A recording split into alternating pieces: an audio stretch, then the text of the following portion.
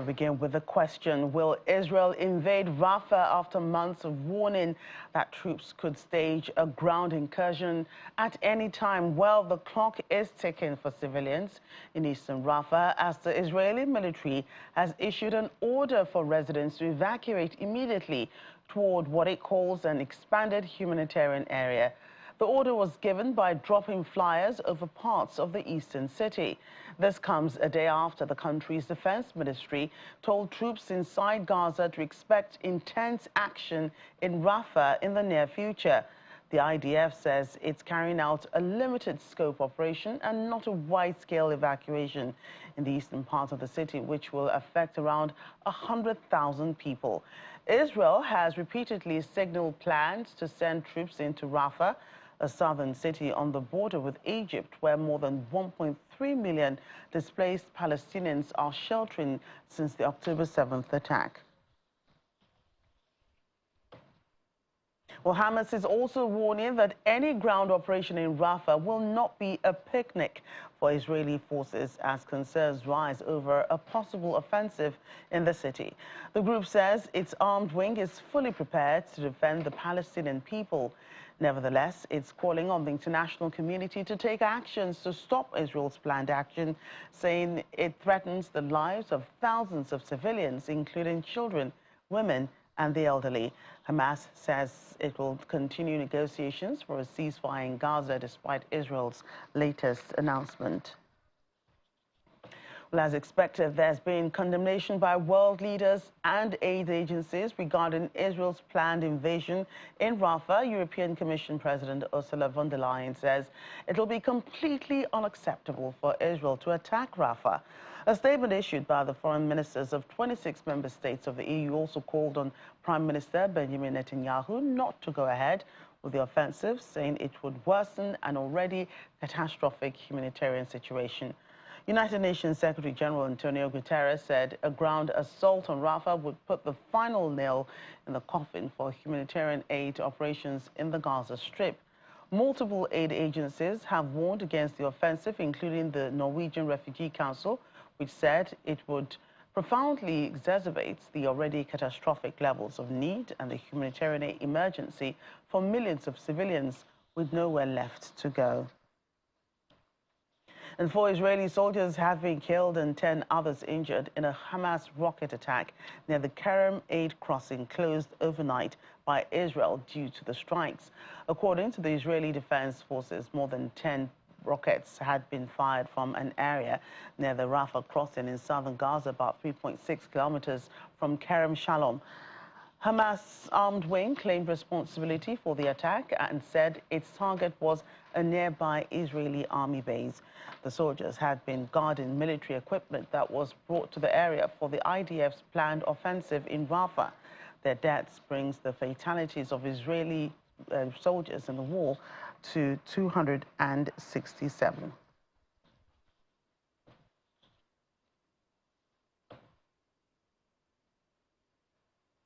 Well, VOA correspondent in Jerusalem, Linda Gradstein, joins us now. Linda, glad you could join us today. What's the latest situation in Rafah as we speak?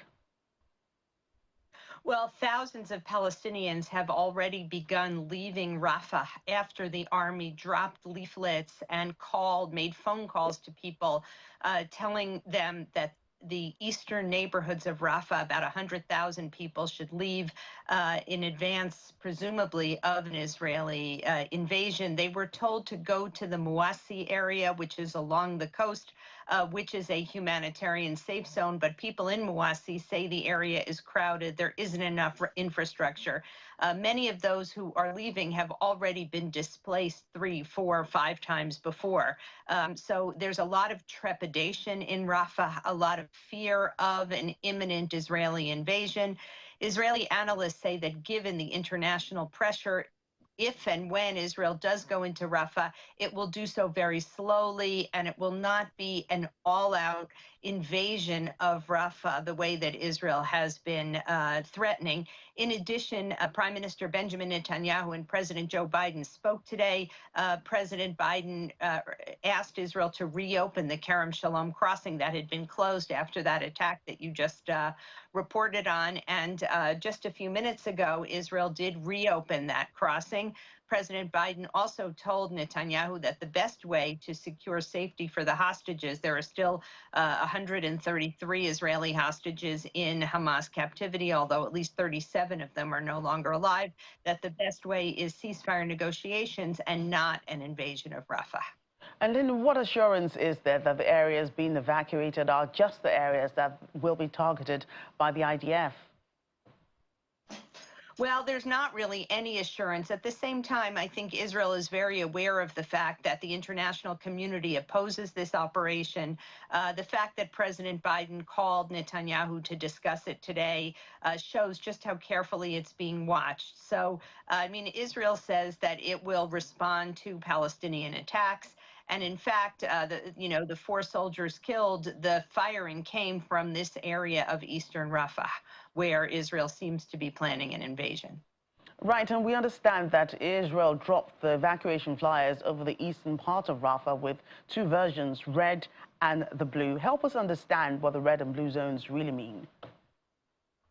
Well, I think that what they were saying is where the Israeli army is planning to attack and where it simply won't be safe for them to stay. So they dropped maps. The maps are also available on the Israeli army website that you can look at, and it shows exactly where Israel says it won't be safe to stay and where people should go and how they should get there.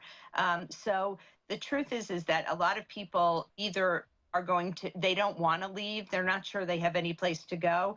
Most people in Rafah at this point are living in tents. There are sort of tent cities that have sprung up.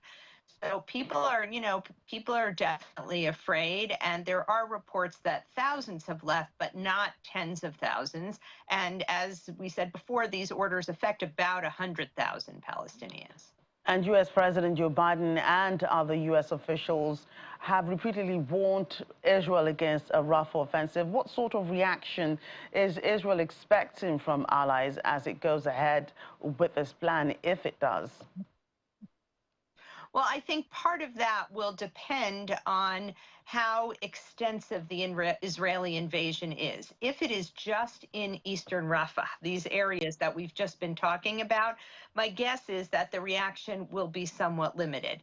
If it's a complete takeover of the city of Rafah, then it will be much more critical. In addition, it's important to remember that Rafah is on the border with Egypt, and Egypt is afraid of, hundreds of thousands of Palestinian refugees storming the border, trying to get into Egypt. Israel and Egypt have a peace treaty, so pressure is coming not only from the United States, but from Egypt as well. So I think it really depends on how extensive it is and how many civilians are killed. In the last couple of weeks, we'd actually seen the fighting decrease significantly. Israel pulled a lot of its soldiers out of Gaza.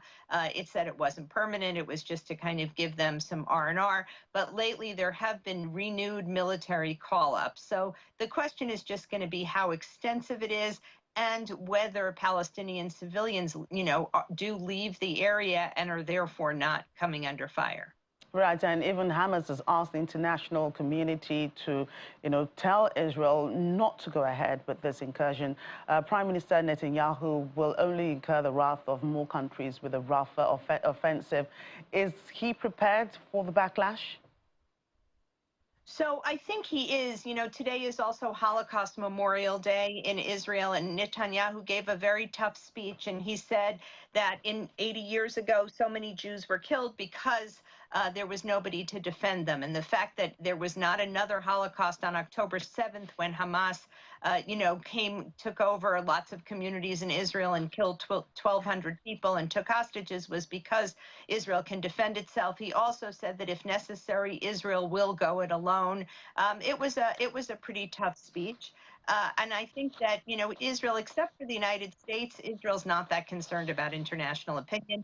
Israel says there are still 4 Hamas battalions in Gaza. They also say that Hamas leader Yahya Sinwar and Mohammed Deif are hiding under Rafah in tunnels, perhaps surrounded by hostages. So Israel thinks that the only way to get freedom for the hostages is, pressure, military pressure on Hamas. Obviously, President Biden thinks differently, telling Netanyahu the best way to secure safety for the hostages is through a ceasefire deal. Now, they were pretty close to a deal over the weekend, from everything that I've heard, at least for a first stage of a deal in which Hamas would release 33 hostages, mostly women and elderly men and people who were sick, in exchange for a 6-week ceasefire. And now that has kind of fallen apart. So it's not clear to what extent Israel's moves on Rafah have made that fall apart, or if it already had happened and Israel was just responding to that. It's really not clear the timeline of this. Right, and you just said that, Prime Minister Netanyahu is really not concerned about international community's calls, perhaps only just, what President Joe Biden has to say. But what about his people? He has faced protests against his government about the war. Do people back the decision to enter Rafah, knowing one of the reasons is for the release of Israeli hostages held there? Are there mixed feelings here? Yeah, I think there are mixed feelings. I mean, first of all, the hostages are a big, big issue here. And most of the protests against Netanyahu have come because they think he's not doing enough to accept a hostage deal. They want Israel to, offer to give more, including a full ceasefire of Gaza. At the same time, public support in the army is still very high.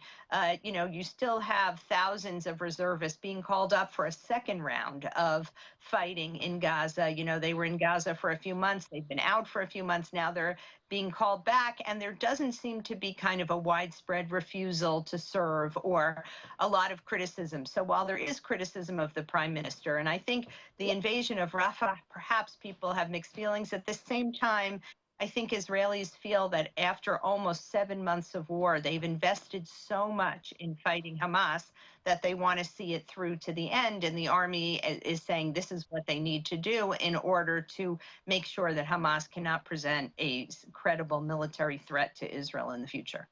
Right, Linda, thanks for your time. Sure.